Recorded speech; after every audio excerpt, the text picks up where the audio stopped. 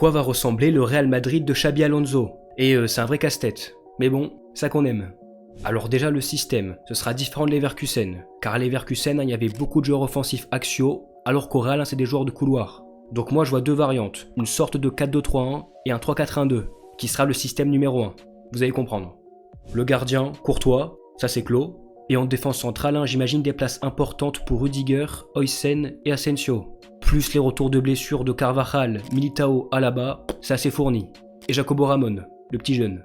Donc il y a ce qu'il faut. Pour le latéral, le piston gauche, il y aura une recrue. Et que ce soit Carreras, Théo ou Kerkez, c'est que des bons choix. Alors le milieu, Xabi Alonso, double pivot. C'est ce qu'il faut retenir. Et donc il nous faut un joueur qui est le Granit Xhaka rôle, c'est-à-dire un joueur qui casse des lignes. Il se pourrait qu'il y ait une recrue. J'ai entendu du Reinders, Stiller, Fernandes, ou alors, tout simplement, Trent.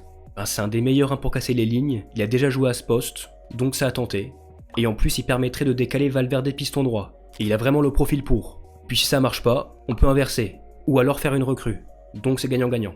Et d'ailleurs, je vire 3 joueurs, Ceballos, Vasquez, Fran Garcia. Pour l'autre milieu, c'est vraiment en fonction de l'adversaire, donc soit Camavinga, soit Tchouaméni, qui ont largement le niveau Real Madrid. Dans un bon contexte, ils ont leur place.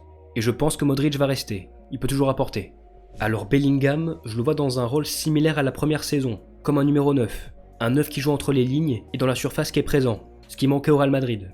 Et en plus, ça permettrait de donner beaucoup de liberté sur les côtés à Mbappé et Vinicius. Juste, faut pas qu'ils se marchent dessus.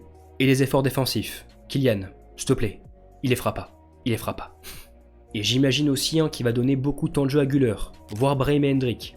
Voici les deux variantes. La première, 3 défenseurs, et la deuxième, 4-2-3-1.